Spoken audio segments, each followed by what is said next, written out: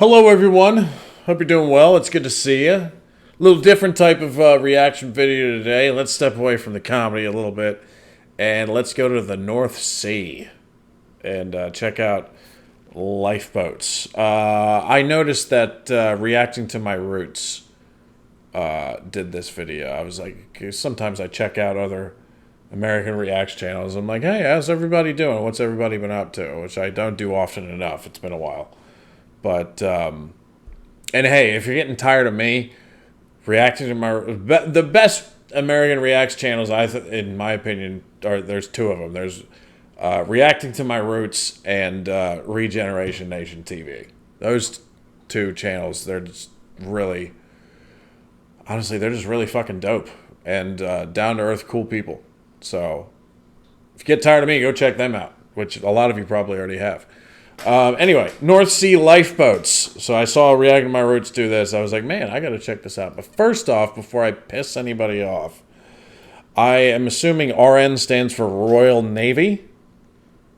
But I don't know what the LI is. But I might be completely wrong. So RNLI.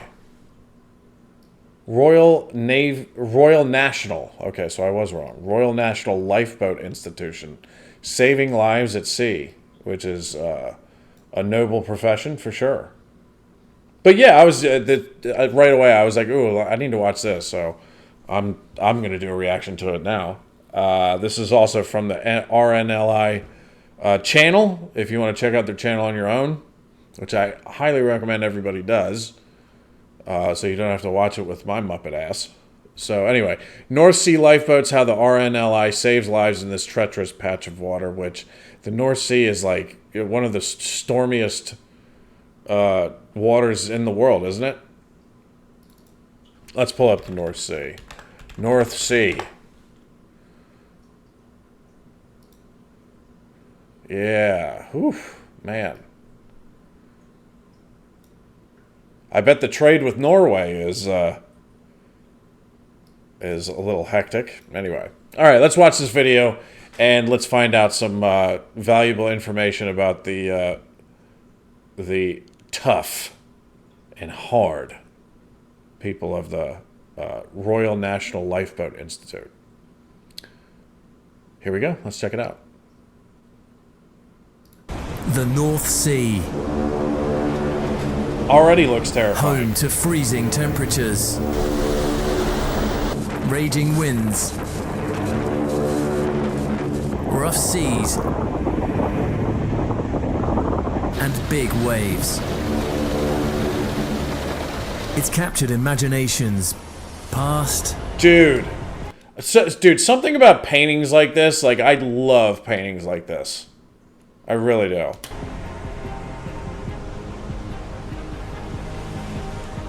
And present. I've seen videos like this all over where thousands Instagram. Of people make their living. On board fishing vessels, working for energy companies, and crewing transport ships. It's a place for recreation, but also a place fraught with danger. It's one of the most challenging patches of water on the planet. A challenge the RNLI must be ready to face. North Sea lifeboats. The sea. Ranging from the Straits of Dover to the Orkney and Shetland Islands and the edge of the Norwegian Sea. The North Sea encompasses 750 square kilometers of seawater.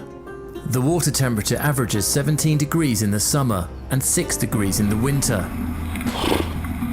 The air temperature can drop as low as 0 degrees. Winter brings frequent gales and storms to the area.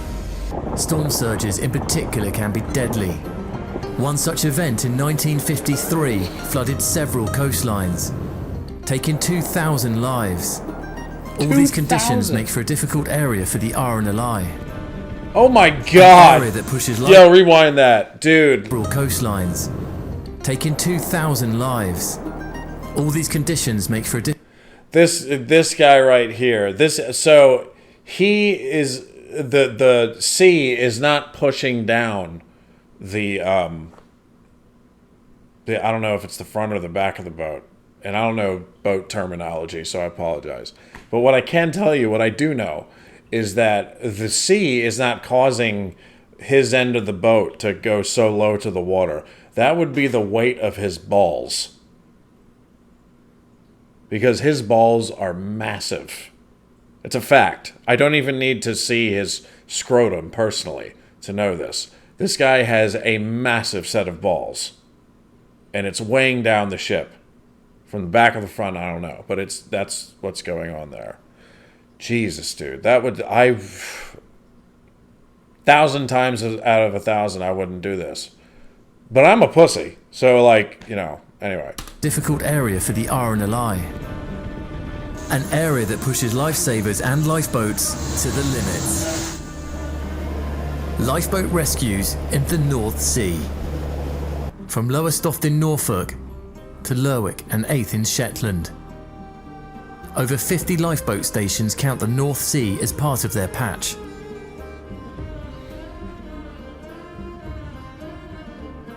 Inshore lifeboats operate close to shore. Their speed and manoeuvrability and ability to operate in shallow water makes them a vital part of our life-saving operations. Are there, like, what happens if somebody falls in the water? Is it just so cold that, like, you freeze? Is it like one of those Titanic deals where, like, you freeze within minutes and then you're dead anyway? I don't know. It's the all-weather lifeboat fleet that have to be ready to venture further out.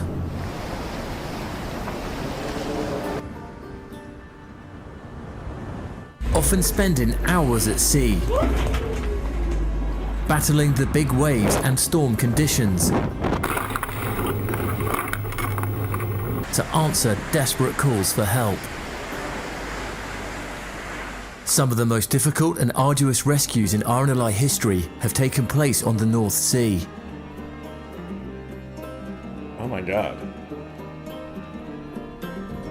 Dude, even the fucking, like, the modern paintings, like, are good, man.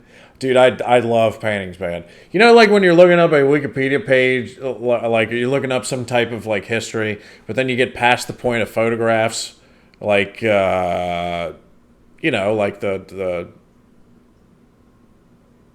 you know, the early days of when the United States was a country, or even before when we were still colonies, and you see, like, portraits and paintings and stuff of, like, that are referencing what they're talking about. I love that kind of shit. Iconic lifeboat crew member Henry Blogg earned each of his 7 medals for gallantry here while stationed at Cromer. In April 1973, Bridlington lifeboat crew took on hurricane conditions to locate a fishing vessel that had lost power. Despite heavy snow and force 12 winds, the lifeboat crew evacuated all 5 on board the stricken fishing vessel.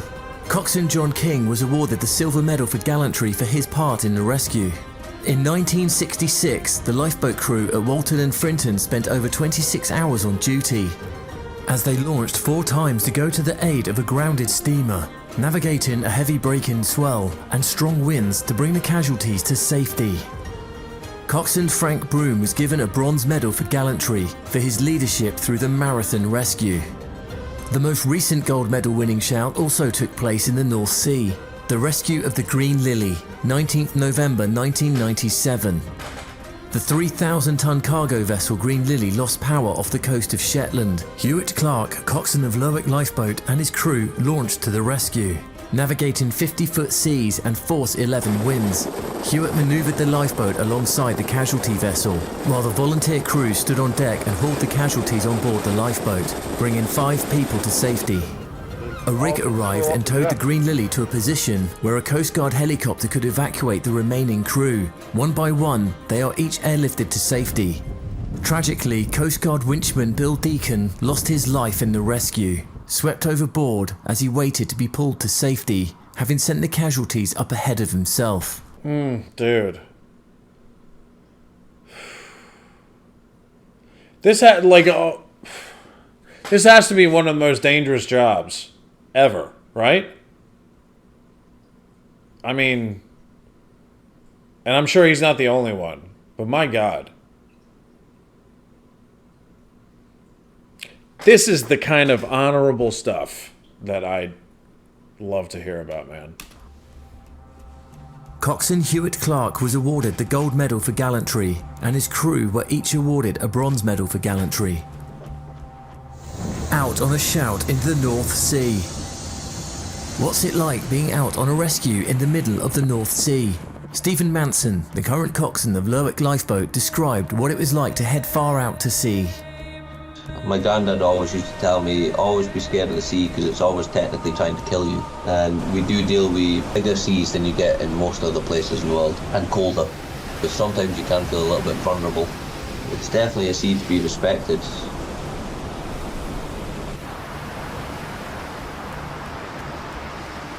It was Look at a that, howling dude. gale, really big seas, even in the... So right from the get-go we were punching into it and it just never eased off at all. It was a battle the whole way. It was hand steering, autopilot wasn't an option, and everybody was strapped in the whole way there. You have to try and make sure that you're one, staying on the course and that you're not getting hit entirely side on by the waves. But it was quite a confused sea, so they were sort of hitting us from every direction. Although the Severn is the biggest boat in the fleet, we felt like a very small boat that day. Dude, fuck Deadliest Catch. They need to make a show about these guys. I mean, I was never really into Deadliest Catch, but like, the few episodes I've seen, like, yeah, it's a cool show. But if they were highlighting these people, I would be glued to the television watching these guys. Not saying like, you know, but they probably wouldn't want their good deeds to be televised for profit. You know what I mean? So, I don't know. But, I mean, if there was a television show highlighting the bravery of these people, I'd watch it in a nanosecond. In the size of the seas that were way above the top of the wheelhouse at times, it was a little bit intimidating. Danish trawler come fast on the bottom, so his fishing gear was stuck on the bottom, and with the rolling seas they'd ended up flooding their engine room, so they'd lost power, so they were just really at the mercy of the sea, taking a beating. There was a standby vessel on scene, but he was unable to tow, so he just stood by him until we could get there. I think we were 3.5 to 4 hours getting out to him. It was not safe at all to try and evacuate him off the boat. So we got a tow line across to him, established the tow, and once he was happy, I started making my way back to Lerwick very, very slowly with him. I think eventually that boat would have sank, and probably realistically they would have had to abandon to a life raft and hope that the supply vessel that was close by could pick them up. But in seas that rough, they would have been quite hard to see, and they would have moved quite quickly. I fully believe we definitely saved 3 people's lives that day. Tackling the challenges of the North Sea. This is like giving me anxiety. Little personal information for you. Like whenever I have a bad dream, like half the time it's like on the water somewhere. It scares the shit out of me. Not as much as flying. But I don't know. I've never been in a boat in rough seas like this, so I'm sure this would become the number one.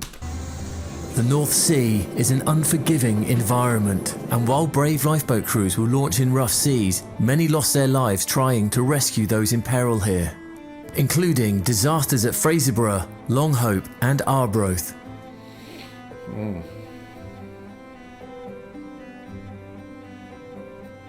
Today's all-weather lifeboats have been designed and built to tackle the challenges this patch provides. The Severn class lifeboat, the Trent class lifeboat, the Tamar class lifeboat, and the Shannon class lifeboat. These lifeboats have the strength and maneuverability needed to take on the scale of the challenge. I hope so. They are able to launch into big storms, even when the size of waves can make your lifeboat feel incredibly small. They look like trains on the water, don't they? They really do look like you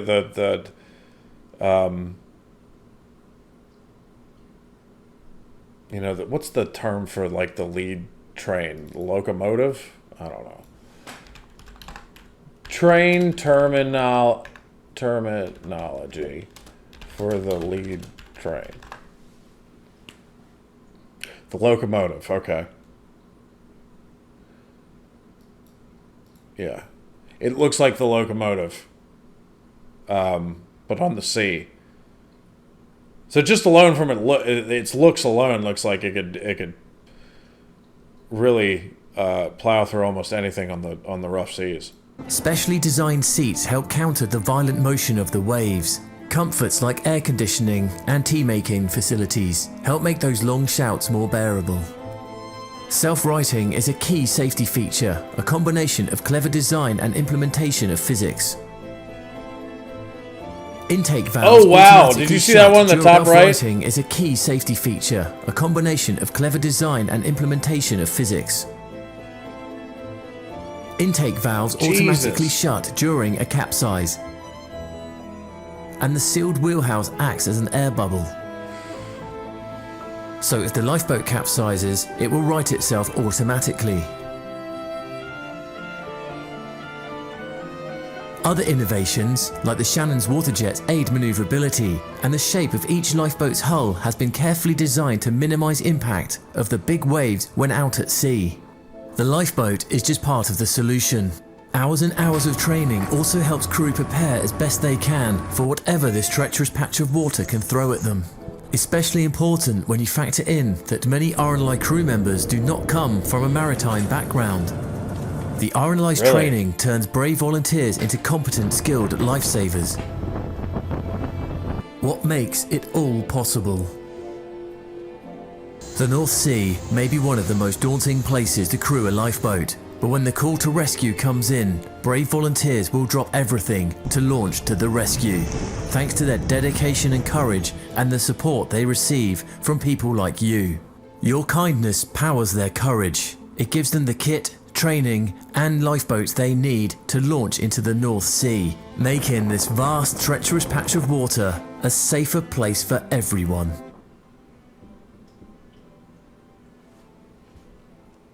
Amazing. I love it. Absolutely love it. Wow, that was an awesome video.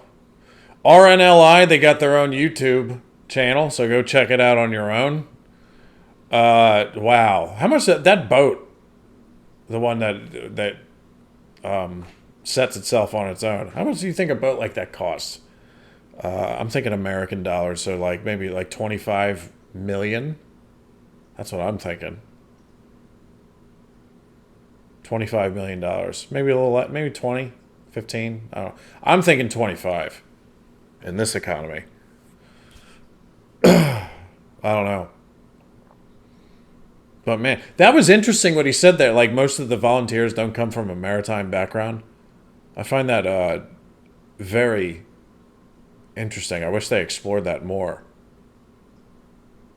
Or maybe had some interviews with like some people, you know? Dude, I'm telling you, like if you had a show about this organization and its people and its volunteers, my God, I would watch that 24/7. That's amazing. Good stuff. Let me see. Let's look up some RNLI. The Royal National Lifeboat Institution. Let's look up the Wikipedia page here. It's the largest of the lifeboat services operating around the coast of the United Kingdom, Ireland, and the Channel Islands, and the Isle of Man, as well as on some inland waterways. Founded in 1824 as the National Institution for the Preservation of Life from Shipwreck, it soon afterwards became the Royal National Institution for the Preservation of Life from Shipwreck because of the patronage of King George IV. Royal patronage has continued up to the present day with King Charles III, so the royal family is contributing to this. That's good to know.